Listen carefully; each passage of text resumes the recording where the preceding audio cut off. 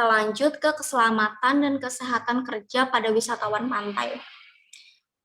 Untuk ruang lingkup wisata pantai ini sebenarnya mencakup usaha yang menyediakan tempat dan fasilitas untuk menikmati keindahan alam dengan menggunakan pantai sebagai usaha pokok dan dapat dilengkapi dengan penyediaan pelayanan makan, minum, serta akomodasi. Ada persyaratan khusus yang seharusnya memang dipenuhi oleh pengelola wisata pantai sendiri, yaitu berusaha untuk memanfaatkan ruang lingkup laut sebagai usaha wisata pantai yang dibangun dengan memanfaatkan ruang laut. Yang kedua, memenuhi kriteria nomor 6 sampai 10. Maksudnya nomor 6 sampai 10 itu adalah seperti sarana, kemudian struktur organisasi dan SDM, pelayanan, persyaratan produk usaha, dan yang terakhir adalah manajemen usaha. Di sini saya akan membahas satu persatu mengenai kriteria nomor 6 sampai 10 itu. Akan membahas. Nah, sarana. Sarana yang seharusnya dimiliki oleh wisata pantai yaitu tertera dalam undang-undang.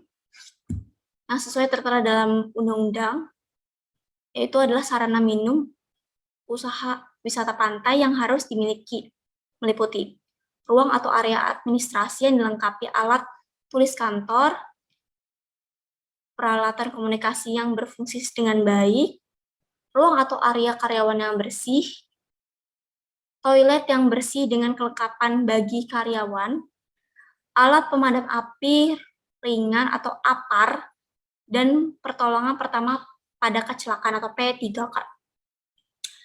Ada juga instalasi listrik harus terpasang aman dari kecelakaan. Dan juga memenuhi kelayakan pastinya. Instalasi air bersih yang memenuhi persyaratan hygiene, sanitasi, gudang atau tempat penyimpanan barang. Untuk fasilitas minimum sebagai penunjang kegiatan usaha wisata pantai ini, ada juga yaitu fasilitas parkir yang bersih, aman, dan mudah diakses oleh pengunjung. Ada juga papan nama, titik kumpul, dan peta lokasi yang sebenarnya harus ada di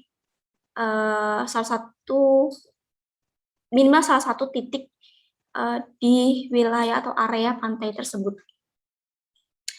Terdapat juga harus adanya gerai pelayanan yang dilengkapi dengan meja, kursi, dan tempat penitipan barang yang bersih serta aman.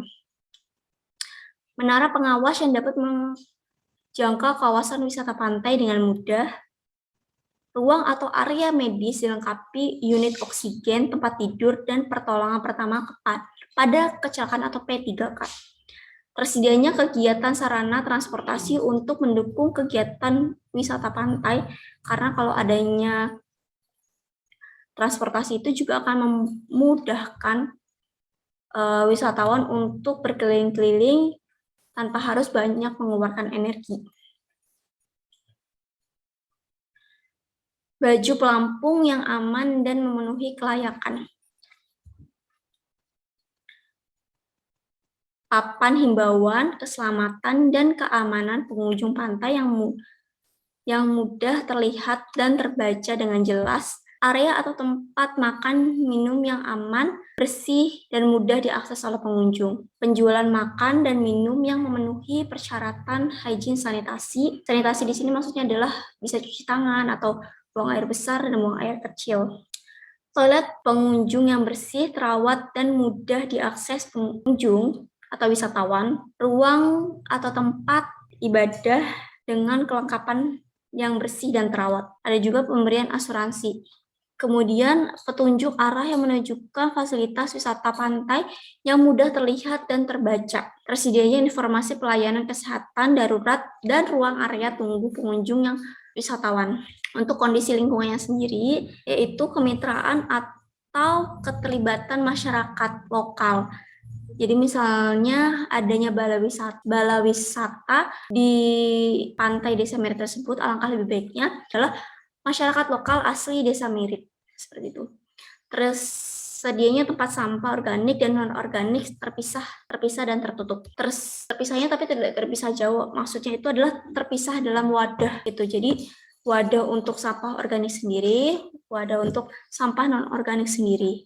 Dan ada mungkin tambahan satu yaitu sampah yang berbahaya seperti pecahan kaca, untuk pecahan kaca atau untuk bahan-bahan kimia seperti bekas betadin atau revanol, itu juga disediakan sampah sendiri.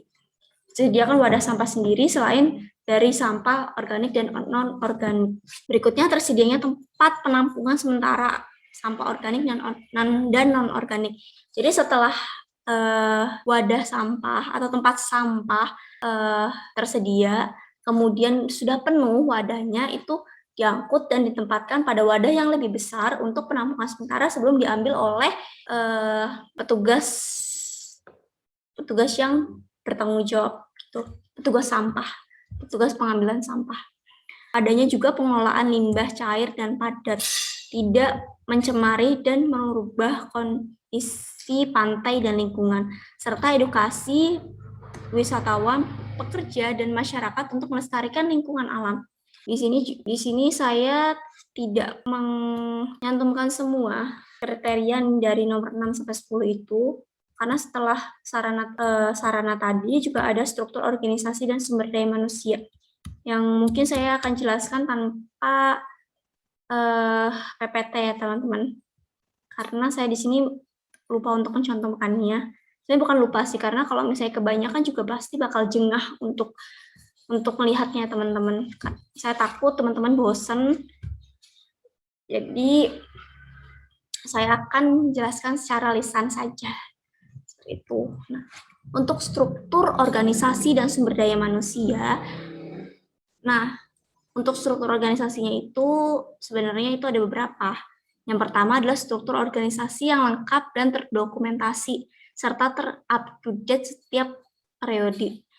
Kemudian adanya uraian tugas yang selalu terdokumentasi atau tercatat dengan baik dan sistematik, serta mengutamakan penggunaan produk lokal dan dalam negeri gitu. Jadi struktur organisasi di situ juga menggunakan alat-alat yang dimana semua alat-alat itu diusahakan produk lokal atau dalam negeri.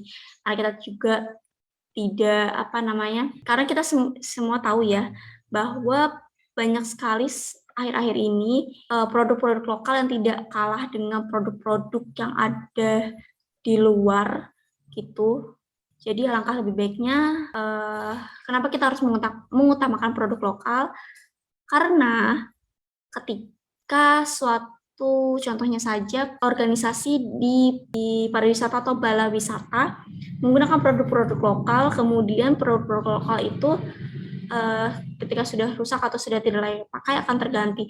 Di samping itu kita juga membantu UMKM di negara kita gitu, dan memberikan akses bahwa produk lokal ini tidak kalah dengan produk luar. Memperkenalkan maksudnya. Memberikan akses kepada pelaku ekonomi kreatif dalam pengembangan nilai tambah produk usaha. Selain balai wisata atau petugas wisata sendiri yang menggunakan produk lokal, juga alangkah lebih baiknya produk-produk lokal tersebut dijual di area wisata tersebut untuk memperlebar sayap produk-produk lokal dalam pengembangan usaha gitu.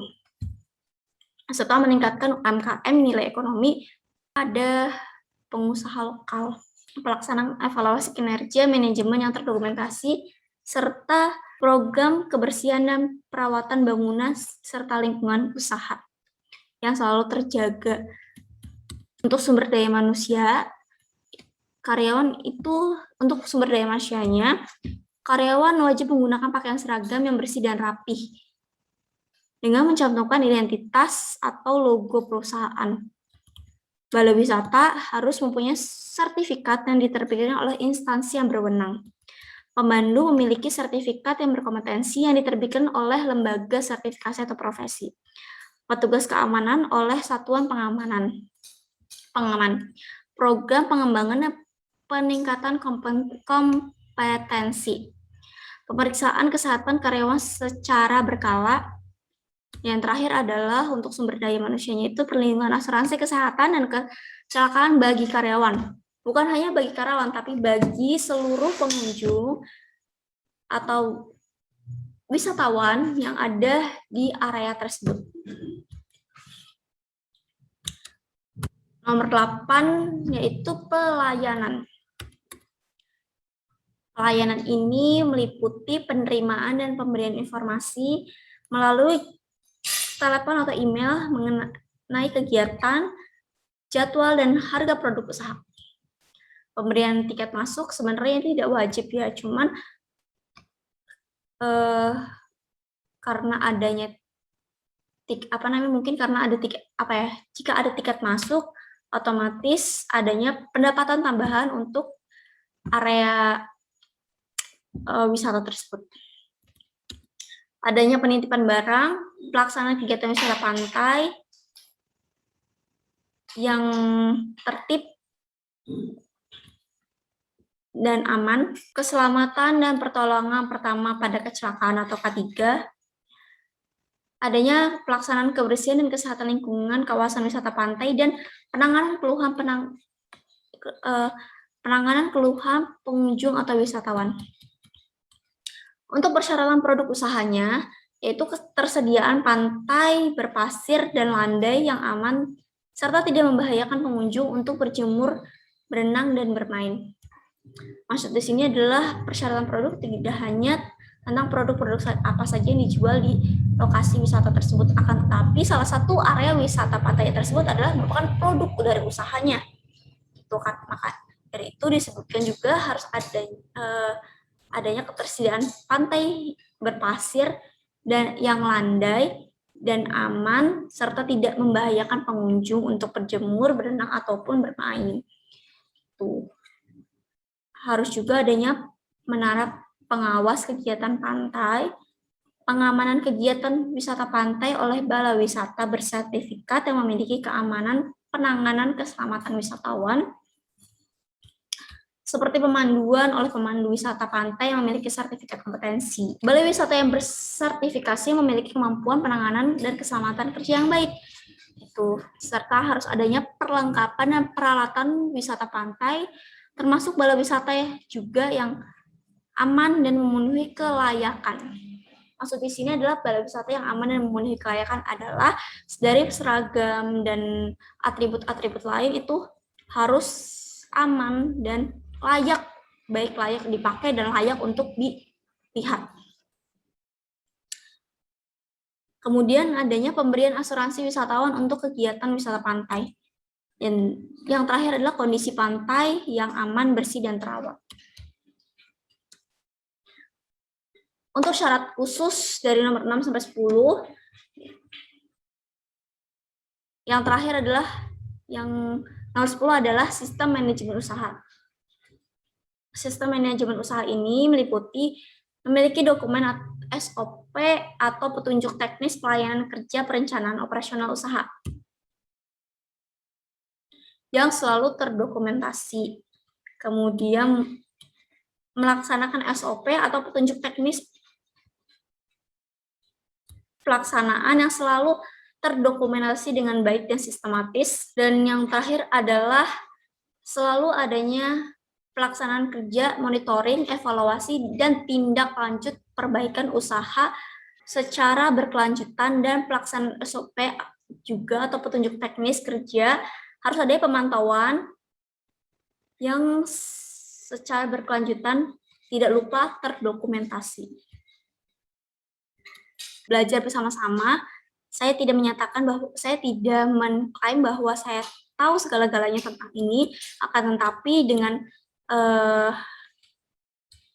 adanya webinar ini sebenarnya kita belajar bersama-sama, bukan hanya saya saja, tapi kita semua untuk lebih mengenal bahwa sebenarnya sebuah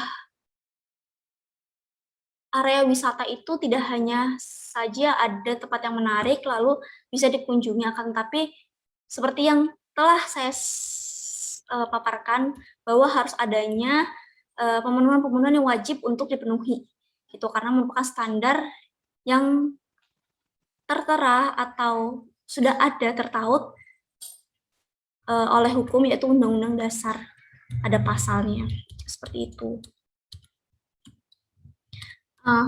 Untuk referensinya saya paparkan di sini agar teman-teman bisa mencari sumber lain, agar teman-teman bisa mungkin membaca mencari hal-hal lain mengenai kegiatan standar K3 penyelamatan wisatawan ini. Ini referensi yang saya cantumkan. Saya juga sebenarnya mengambil beberapa materi dari referensi di sini, akan tapi juga teman-teman bisa sih mungkin untuk kritik dan sarannya teman-teman bisa isi di deskripsi box di bawah, akan saya cantumkan. Oh ya, dan mungkin teman-teman juga bisa, alangkah lebih baik menonton video animasi tentang topik ini juga yang sudah saya upload sebelumnya di kanal YouTube KKN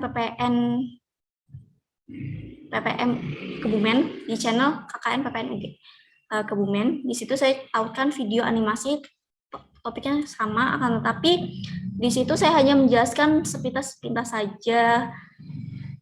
Itu hanya kesimpulan dari semua yang sudah saya paparkan ini. Ya, begitu saja dari saya. Saya kurang lebihnya saya mohon maaf. Saya juga belajar.